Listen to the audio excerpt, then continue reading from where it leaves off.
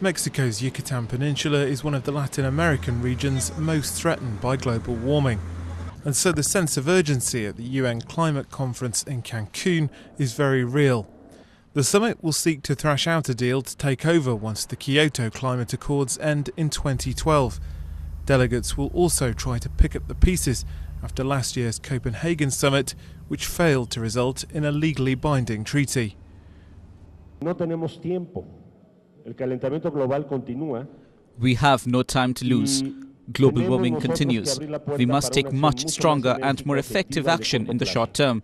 Our cities face huge risks if global warming continues at this pace.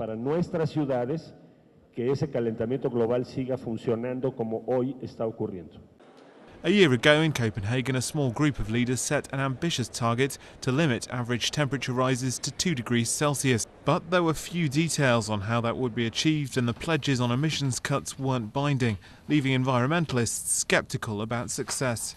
What we need at Cancun is that countries at least have the honesty to recognise that there's a problem. There's a discrepancy between the target of keeping global warming to below 2 degrees Celsius, which they set at Copenhagen, and the reduction in greenhouse gas emissions that they've proposed. Ambitions going into Cancun are more modest than for Copenhagen, but the hope is that progress can be made on issues such as the fight against deforestation. Movement is also expected on new financial provisions, and officially dubbed the Green Fund, to help poor countries cope with the impact of climate change. But some sort of consensus is essential, not only for the future of the planet, but also the credibility of the UN process itself.